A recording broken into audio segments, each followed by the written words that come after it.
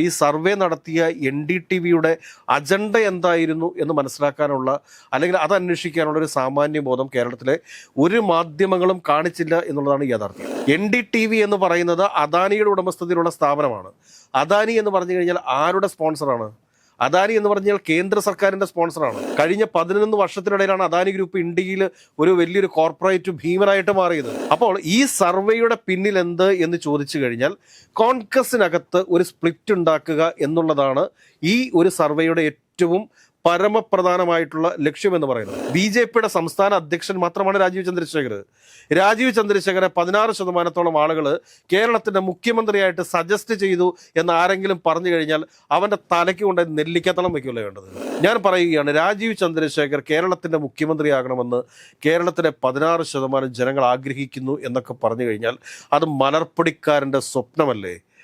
ആ ഒരു 16.5% എന്ന് പറയുന്ന ആ ഒരു സംഖ്യ നമ്മളുടെ മനസ്സിലേക്ക് ഓടിയെത്തുന്ന സമയത്ത് തന്നെ നമുക്ക് നിസ്സംശയം പറയാൻ വേണ്ടി സാധിക്കത്തില്ലേ, ഇത് രാജീവ് ചന്ദ്രശേഖരന്റെ സർവേയാണ്, ഇത് NDTVയുടെ സർവേ അല്ല, ഇത് പെയ്ഡ് സർവേ ആണ് നമുക്ക് പറയാൻ വേണ്ടി സാധിക്കത്തില്ലേ?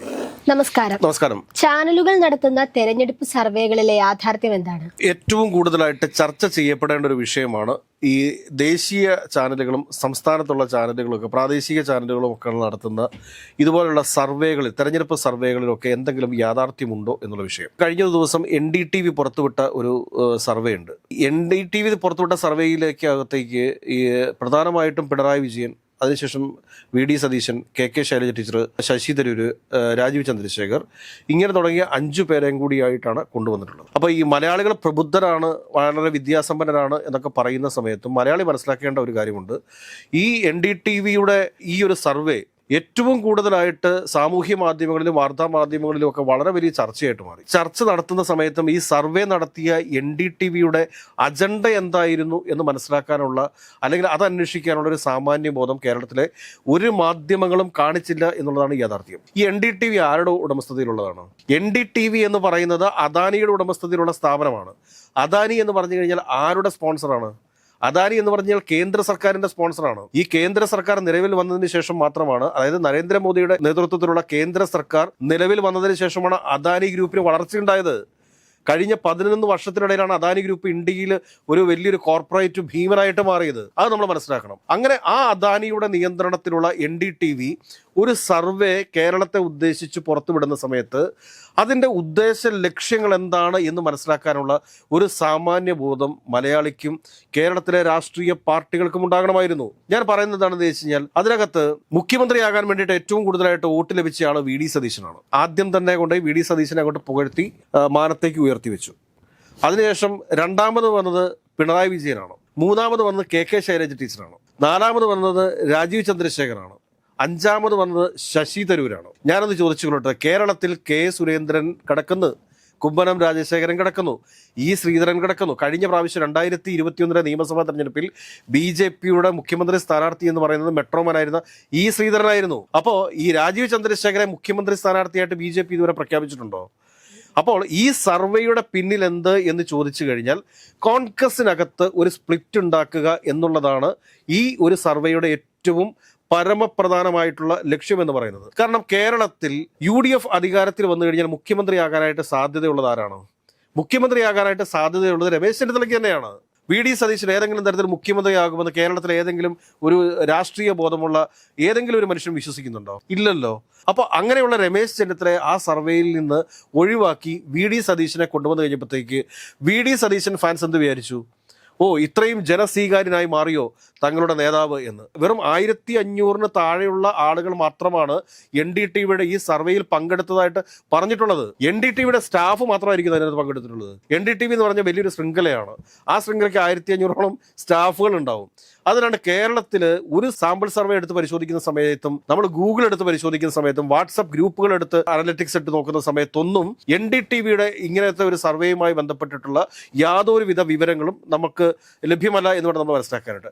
അത് കൂടാതെ തന്നെ കഴിഞ്ഞ ദിവസം നമ്മൾ ഈ സർവേകളുടെയൊക്കെ ഒരു ആധികാരികത ഉറപ്പുവരുത്താൻ വേണ്ടിയിട്ട് ഞാൻ തന്നെ നേരിട്ട് ഇന്ത്യയിലെ തന്നെ ഏറ്റവും പ്രമുഖമായിട്ടുള്ള ഒരു സ്ട്രാറ്റജി ഗ്രൂപ്പിനെ വിളിക്കുകയുണ്ടായി. ആ സ്ട്രാറ്റജി ഗ്രൂപ്പിനെ വിളിച്ചതിന്റെ വോയിസ് ക്ലിപ്പ് നമുക്കിപ്പോൾ പ്ലേ ചെയ്ത് കേൾക്കാം. अभी ना केरल में जो इलेक्शन आ रहे हैं ना अप्रैल मई में, तो यदि हमको एक एलडीएफ को नहीं तो यूडीएफ नहीं तो बीजेपी के पक्ष में एक सर्वे बनाना रहेगा, तो अभी एनडीटीवी में नहीं तो दूसरा कोई भी चैनल में आज तक अगर उसमें एक सर्वे करने के लिए क्या कॉस्ट रहेगा उसका थोड़ा एस्टिमेट मेरे को भेज सकते हैं। एक्चुअली उसमें क्या होता है, अभी वो तो ज़्यादा मेजोरिटी नहीं रहना चाहिए, मतलब अभी बीजेपी को थोड़ा आगे करके थोड़ा 20 सीट मिलेगा, 25 सीट मिलेगा, ऐसा करके एक सर्वे बनाना है। कहने तो यूडीएफ को अभी 70 to 73 सीट मिलेगा, ऐसा करके एक സർവേ बनाने के लिए क्या कॉस्ट आएगा उसका थोड़ा एस्टिमेट मेरे को भेज सकते हैं क्या? ഇതിനകത്ത് ഞാൻ അവരോടൊരു ചോദ്യം വാട്സപ്പിൽ ചോദിച്ചിട്ടുണ്ട്. എനിക്കതിനകത്ത് കൃത്യമായ മറുപടിയും കിട്ടിയിട്ടുണ്ട്. ഇതുപോലത്തെ ഒരു സർവേ വേണമെന്നുണ്ടെങ്കിൽ അതിനെത്ര പണമാണ് ചെലവാകുന്നത് എന്നതിനെക്കുറിച്ചുള്ള കൃത്യമായിട്ടുള്ള രേഖയും എൻ്റെ കൈവശമുണ്ട്. അത് ഞാൻ പുറത്തു വിടുന്നത് എൻ്റെ ഒരു സാമാന്യ മര്യാദയ്ക്ക് നിരക്കാത്ത ഒരു കാര്യമാണ് എന്നുള്ളത് കൊണ്ട് ഞാനത് പുറത്തേക്ക് വിടുന്നില്ല. അത് നമുക്ക് വിടാൻ വേണ്ടിയിട്ട് സാധിക്കത്തില്ല. അത് പക്ഷേ ഏതെങ്കിലും തരത്തിൽ ആരെങ്കിലും അത് നിഷേധിച്ചുകൊണ്ട് രംഗത്ത് വന്നു കഴിഞ്ഞാൽ, ഈ സർവേ ഒന്നും പെയ്ഡ് സർവേ അല്ല എന്ന് പറഞ്ഞുകൊണ്ട് രംഗത്തേക്ക് വന്നു കഴിഞ്ഞാൽ, നമ്മൾ അതിന്റെ കൃത്യമായ ഡാറ്റ എടുത്ത് നമ്മൾ അങ്ങോട്ട് പുറത്തേക്ക് തരാം. അപ്പോഴത്തേക്ക് ആളുകൾക്കെല്ലാം കൃത്യമായിട്ട് മനസ്സിലാകും ഈ സർവേകളുടെയൊക്കെ യാഥാർത്ഥ്യം എന്താണ് എന്ന്. ഇനി ഞാൻ പറഞ്ഞു വരുന്ന കാര്യം, വി.ഡി. സതീശൻ ഏറ്റവും മുമ്പിൽ, അതിന്റെ തൊട്ടു പിറകിൽ പിണറായി വിജയൻ, അതിന്റെ തൊട്ട് പിറകിൽ കെ ശൈലജ ടീച്ചർ, അതിന് താഴെ രാജീവ് ചന്ദ്രശേഖർ, അതിന് താഴെയാണ് ശശി തരൂർ. രാജീവ് ചന്ദ്രശേഖർ എന്നുള്ളൊരു പേര് ഇതിനകത്തേക്ക് വരണം എന്നുണ്ടെങ്കിൽ അത് എവിടെ നിന്ന് വരണം? ബി.ജെ.പിയുടെ സംസ്ഥാന അധ്യക്ഷൻ മാത്രമാണ് രാജീവ് ചന്ദ്രശേഖർ. രാജീവ് ചന്ദ്രശേഖരെ 16% ആളുകൾ കേരളത്തിന്റെ മുഖ്യമന്ത്രിയായിട്ട് സജസ്റ്റ് ചെയ്തു എന്ന് ആരെങ്കിലും പറഞ്ഞു കഴിഞ്ഞാൽ അവന്റെ തലയ്ക്ക് കൊണ്ട് നെല്ലിക്കത്തളം വയ്ക്കുമല്ലോ വേണ്ടത്. കേരളത്തിലെ 16% ആളുകൾ രാജീവ് ചന്ദ്രശേഖർ മുഖ്യമന്ത്രിയാകണമെന്ന് ഏതെങ്കിലും ഒരു സാഹചര്യത്തിൽ പറയാനുള്ള സാധ്യതയുണ്ടോ? ഒരു കാരണവശാലുമില്ലല്ലോ. അതോടൊപ്പം തന്നെ UDF-നകത്ത് സ്പ്ലിറ്റ് ഉണ്ടാക്കാൻ വേണ്ടിയിട്ടാണ് മനഃപൂർവ്വം ഈ രമേശ് ചെന്നിത്തലയുടെ പേര് ഒഴിവാക്കിയത് എന്ന് ഞാൻ പറഞ്ഞു. കാരണം ഭരണപരിചയമുള്ള KPCC പ്രസിഡന്റായിരുന്ന ഒരാളെ ഒഴിവാക്കിക്കൊണ്ട് ഒരു പ്രതിപക്ഷ നേതാവ് മാത്രമായിട്ടുണ്ടായിരുന്ന വി.ഡി. സതീശനെ മുഖ്യമന്ത്രിയാക്കും എന്നൊക്കെ പറഞ്ഞു കഴിഞ്ഞാൽ, ഇതിനകത്തൊക്കെ ഒരു സീനിയോറിറ്റി എന്ന് പറയുന്ന ചില ഘടകങ്ങളൊക്കെ ഇല്ലേ, അതുപോലും പരിശോധിക്കാതെ ഇതുപോലത്തെ ഒരു സർവേ ഇറക്കുക എന്നൊക്കെ പറഞ്ഞു കഴിഞ്ഞാൽ എന്താ അർത്ഥമാക്കുന്നത്? വി.ഡി. സതീശനെയും അതോടൊപ്പം തന്നെ ഈ പറഞ്ഞ രമേശ് ചെന്നിത്തലയും തമ്മിലടിപ്പിക്കുക. ആ സെയിം പാറ്റേൺ തന്നെയാണ് LDF-ന്റെ അടുത്തും പ്രയോഗിച്ചിട്ടുള്ളത്. ഈ സർവേ എന്താ കാണിച്ചിരിക്കുന്നത്? അവർ ശൈലജ ടീച്ചറിനെയും കൂടി പ്ലേസ് ചെയ്തിരിക്കുന്നു. മുഖ്യമന്ത്രി പിണറായി വിജയനോടൊപ്പം ശൈലജ ടീച്ചറിനെയും കൂടെ പ്ലേസ് ചെയ്തിരിക്കുന്നു. അപ്പോൾ എന്താണ് സംഭവിക്കുക? പിണറായി വിജയനെയും കെ ശൈലജ ടീച്ചറെയും തമ്മിൽ അടുപ്പിക്കുക. അവിടെ സ്വാഭാവികമായിട്ടൊരു സ്പ്ലിറ്റ് ഉണ്ടാക്കാൻ പറ്റുമോ എന്നുള്ള ഒരു പരിശ്രമത്തിന്റെ ഭാഗമാണല്ലോ അത്. അതല്ലെങ്കിൽ മുഖ്യമന്ത്രി പിണറായി വിജയൻ തന്നെ LDF-നെ നയിക്കും എന്ന് പറയുന്ന സമയത്താണ് ഈ പറഞ്ഞ കെ ശൈലജ ടീച്ചറെ കൊണ്ടുപോയി അവിടെ പ്ലേസ് ചെയ്തിട്ട് അവർ ഇത്ര ശതമാനം കേരളത്തിലെ ആളുകൾ കെ ശൈലജ ടീച്ചർ മുഖ്യമന്ത്രിയാകാൻ വേണ്ടിയിട്ട് ആഗ്രഹിക്കുന്നു എന്ന് പറയുന്നത്. അതായത് 1500 താഴെയുള്ള കേരളത്തിലെ ആളുകളിൽ നിന്ന് എടുത്തിട്ടുള്ള സർവേയുടെ അടിസ്ഥാനത്തിലാണിത്. 3.5 കോടി ജനങ്ങളുള്ള ഒരു കേരളത്തിന്റെ സർവേയാണ് ഈ 1500 പേരിലേക്ക് ചുരുക്കിയിട്ട് ഇവർ ഇത്രയും ചർച്ചയാക്കുന്നത് ഇവിടെ മനസ്സിലാക്കാനായിട്ട്. അത് കഴിഞ്ഞതിന് ശേഷം പിന്നീട് രാജീവ് ചന്ദ്രശേഖർ. ഞാൻ പറയുകയാണ്, രാജീവ് ചന്ദ്രശേഖർ കേരളത്തിന്റെ മുഖ്യമന്ത്രിയാകണമെന്ന് കേരളത്തിലെ 16% ജനങ്ങൾ ആഗ്രഹിക്കുന്നു എന്നൊക്കെ പറഞ്ഞു കഴിഞ്ഞാൽ അത് മലർപ്പൊടിക്കാരൻ്റെ സ്വപ്നമല്ലേ?